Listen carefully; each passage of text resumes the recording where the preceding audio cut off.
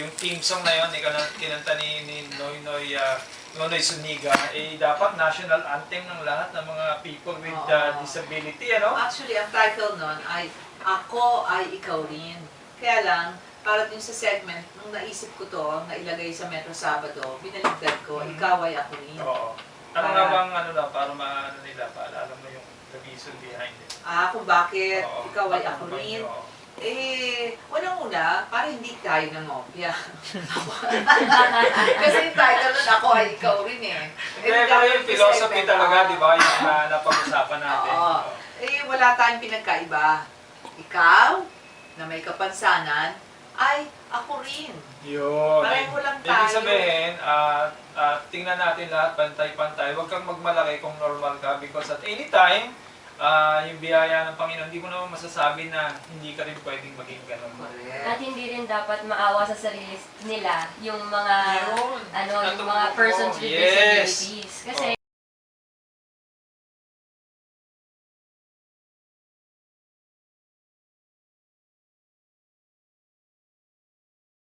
na magkukwento at magbibigay inspirasyon sa ibang mga Nagkakanta nakikinig pa. at nanonood ng mga persons with disabilities. Siya ngayon ay nandito kasama ang kanyang boyfriend na nag-aalaga sa si Myra Tuazon, Secretary ng siya ang Secretary ng Empowering People with Disabilities. Ito ang grupo sa Kongreso na tinagmula. Legislative Staff Assistant to Committee Affairs Department, House of Representatives. Magandang umaga sa iyo, Myra Tuazon. Good morning po, sir. Good morning, Sir Alex, Ma'am Isa. Ay, Ma'am Isa, sir. Ay, Ma'am Trish. Good morning sa lahat ng viewers and listeners ng Metro Yung Sabado. mga taga-Congress pati. Oo. Good morning po sa taga-Congress at saka sa boss ko. Birthday niya po sa Sino? Petra Marcos, Director Petra Marcos. Oh, si Director Marcos. Kilala mo? Narinig Birthday ko. niya ngayon. Diba, nag-cover ako dati sa Congress, ang tagal Inaabot ako ng gabi dyan. Tagalite po siya. Siyempre, lahat ng mga, mga breaking out stories kasi nga, napakaraming istorya dyan. Iba naman, walang katorya-torya. So, maghihintay ka talaga ng mga, di ba, yung pwedeng ibalita news board. Diba, di mo naman yung boyfriend mo, no? Hi po sa boyfriend ko. Thank you, sinamahan ako dito. Sino yung pangalan niya? Tinitignan mo talaga. Ano ang pangalan niya? Roland Fontilla Jr. Okay. Sige. So, Myra, kanina, parati namin sinasabi to, alam mo doon sa mga nag-guest sa amin, hindi mo makikita kagad ang kapansanan ng isang taong matindi ang kumpiyansa mo.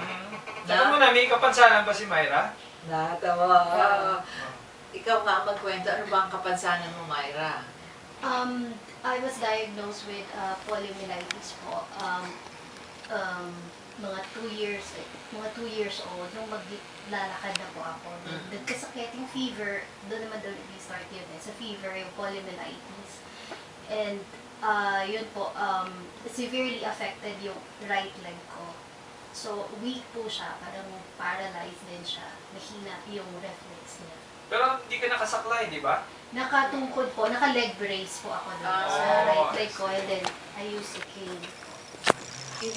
Bakit ayaw mo ng saklay? Before po, talaga nagsasaklay ako, kaya lang actually, first yung brace, and then I went through several operations, nagsaklay din po ako. Ano yung operation na yun? Para saan? Kasi naka-twist po kasi yung ako, so tinuwid po. No? Tapos Nakapaling saan? Sa kaliwa, kanan? Kaliwa po. So, Nakapaling siya sa kaliwa. pinantay po, tinuwid nila, and then tapos yung nagpatubo din ng bone. So, it took me then more than 5 years to graduate yun sa sa college. So, medyo matagal din po. So, Dalawang yun. paa ba yung naka-twist? Ay, hindi po. Right leg lang po Right yung leg. may diferensya sa akin yung affected. Right leg lang po. Then, nag-brace po, and then nagsaklay din ako, nag-crutches ako.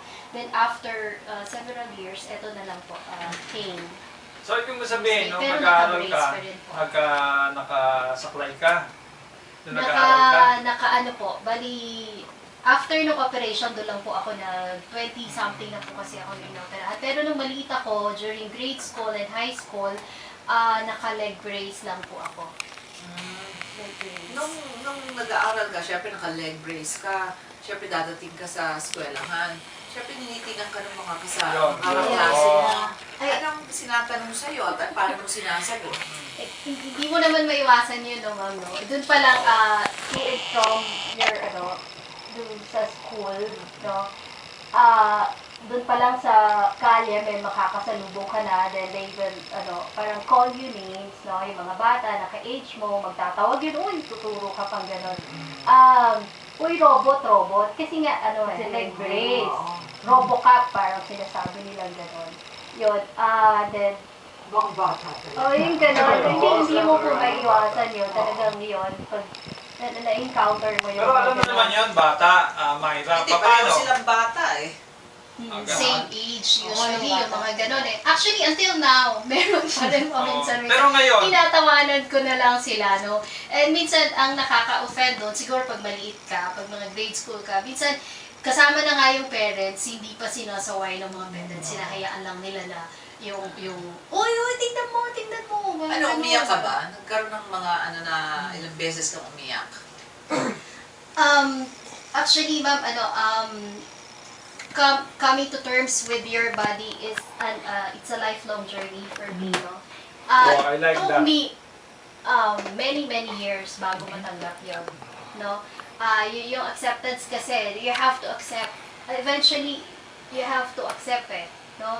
Siguro mga 20-something na ako bago ko talaga na-accept. Kasi sabi ko nga sa'yo, I went through, ma'am, ng several operations. Sabi ng doktor ko, gagaling ako, gaganon. Magiging normal yan, tatabayan pa mo, Tapos ganito, nadi-disappoint ganyan. ka. Oo. So, yun nga, yung acceptance kasi, yun ang unang-unang dapat mong gawin, no? You have to accept who you are and what you look like, no? Kasi, pag disabled ka, yung low yung self-esteem mo, to the point na minsan ayaw kong tignan yung sarili ko sa salamin kasi nakikita ko yung grades ko. Parang galit ako sa sarili ko. May Oh, ganito, self-pity ganito. ka. Yun. Pero alam mo, God is good kasi yung parents ko, they're very supportive sa akin, sir. Yung father ko, siya yung nag-instill sa akin. Liit pa lang ako, pag umiiyak ako, di ba, halimbawa, natutukso ka o kaya nadulas ka, every time, pag umuulan, madulas, palagi kang nadudulas. Yung mga gano'n na kahit na anong gawin mo, may mga times na talaga gano'n, hindi mo aiwasan yun, accident yun eh. So, minsan magtatago ka sa kwarto mo, iiyak ka, although hindi mo pinakikita eh. Ako, I never, Pero, napaka-reserved kasi na emotion ko, hindi ko pinakikita sa ibang tao kahit sa parents ko, pero alam ng magulang ko yun eh. And then, sinasabi niya, i-inspire, kumaga, andyan ka kasi ginagamit ka na instrumento ng Diyos to inspire other people eh, parang gano'n eh. So wag kang malulungkot kasi nandyan si Lord eh, dun sa trial mo na yan eh, sa mga pagsubok mo na yan eh. Tapos, in the end, sasabihin niya sa akin, gusto mo paputol ko yung paa ko eh, palit ko sa'yo, sasabihin ng tatay ko. Yung gano'n, yung part ng buhay yun eh, pagsubok yun eh, you have to accept who you are and what you look like. Paano mo na-accept? Ano ang nag-trigger? Para talagang wala na akong magagawa, kailangan ko na tanggapin. Yeah, sabi ko, ma'am, more than siguro 20-something na ako noon. Went through several operations, then it dawned on me na wala na talaga eh. Kung wala kang choice eh, you have to accept. No, wala kang choice eh. parang Tsaka, forced to good ka na. oo, tsaka, I mean, ilang taong ka nun? Nung nasabi mo na wala na. mga late So, 20s una. na ako noon, ma'am. Sabi ko sa inyo, kahit na namulat na ako nang may brace ako. Mahirap pa No. rin tanggapin. Yeah, sa lifelong journey nga eh, mahirap talagang tanggapin, no? Mahirap pong tanggapin. Pero, I mean, ang malaking kasing tulong nun, pag lumaki ka, na nag-aaral ka, nakasama yung mga non-disabled, no? Tapos, eventually, nagtrabaho ka, na ito po, yung sa Congress, dati sa Caloocan ako, malaking tulong yun eh, na hindi mo na nakikita yung disability mo eh. Hindi mo na siya nakikita. I Parang mean, nakakalimutan mo hindi na na siya. ako different sa kanila eh. I can do exactly the same thing Ikaw na ay ako rin ginagawa na. ko nila Ikaw eh. ay ako rin. No? You are empowered. If there is one thing na hindi ko magawa, no, I find ways na gawin ko yon. At saka yung people around me, they are eating yes, normal lang eh. No? Parang wala. Oo. Ganon. Oo. Pero parang unlike noon, ang nakatingin sa'yo sa baba, tinitingnan niyo yung metal na nakabalot sa binti mo. Yeah, yeah. There was this, last year lang. So, ma-share ko lang po ito. Last year lang, nung sumali ako dun sa contest, sa December. Anong contest yun? Video kay singling, parang gano'n. Sa Congress po, noong December 2011, I won the second prize. Sabi sa akin nung judge, after ko kumanta, so tuwa-tuwa yung buong gym. So punong-puno, tuwa-tuwa ako yung first contestant, so tuwa-tuwa yung mga ka-office mate ko, pati yung mga kakilala ko kasi marami din akong kaibigan doon. So, tapos tumayo yung judge, sabi niya gano'n sa akin nung judge.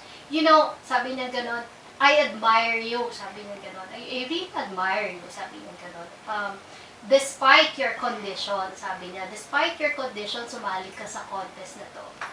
Siguro, para sa akin kasi, ang nakita niya, yung opinion ko lang, ang nakita niya sa akin yung condition ko. Yung una nakita niya, yun ang unang sinabi niya, despite your condition. No, hindi yung ability mo to sing, no, hindi yung gift mo to sing.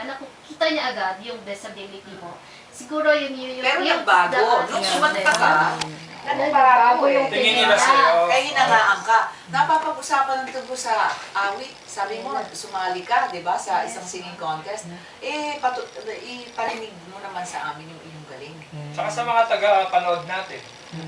Parinig mo. Ready ka ba? Mapapanood ka naman ng nasa Action TV yung habang kumakanta ka. Okay Hindi na. natin, awitin ni Myra Tuazon. Take it away, Myra. Ayun, napalakpak si Nea, mga palakpak. Ang title nito, Someone to Watch Over You. Bagay na bagay, Alex, ano?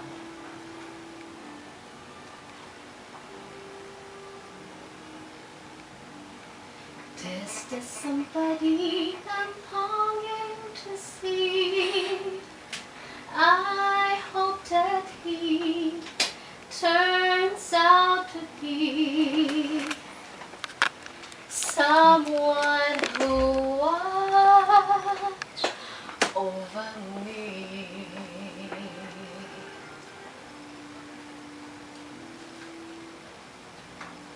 I'm a little lamb who's lost in the woods.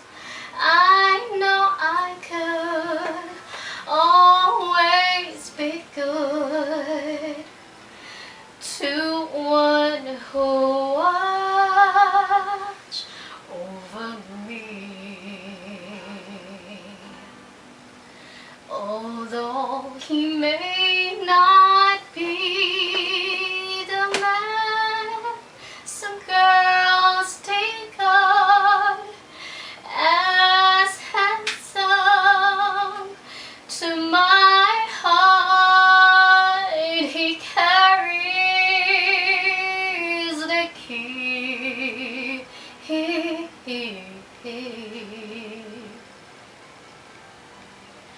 Won't you tell him please to put on some speed?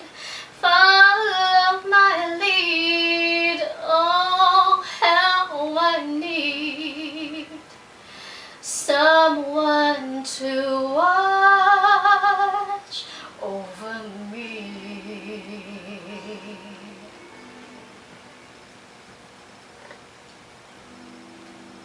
Alam mo, Alex, habang instrumental portion pa, ay nais natin maalala sa mga nanonood sa mga nakikinig na 92.3 na ang kumakanta po ay si Myra Tuazon.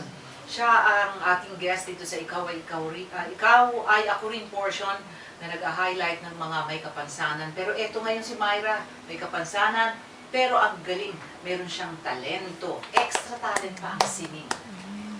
Won't you tell him please to put on some speed? Follow my lead. Oh, how I need someone to watch over me.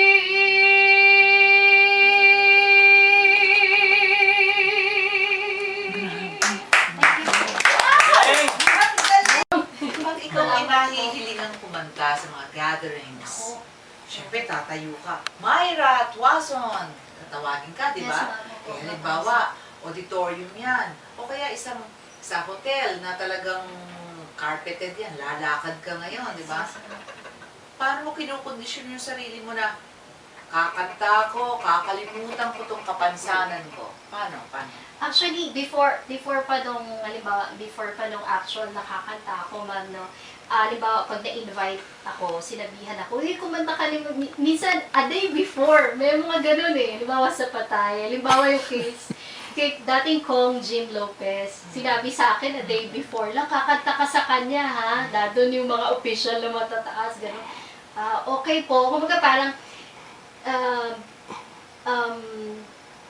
tatahimik na lang ako, then sasabihin ko parang, Lord, eto binigay mo sa akin to, gift mo sa akin to, ikaw bahala ah. Basta kung ano yung alam kong kanta, kakatahin ko, magpa-practice ako and everything. Lord, ikaw ang bahala, ikaw nang... Pero pag true nandun na, enough, pag nandun na, true enough, nagpapalakpakan naman sila. tapos natutuwa naman nakakalimutan mo na, ma'am. nag-i-emerge ang ibang Yeah. Myra Tuazon.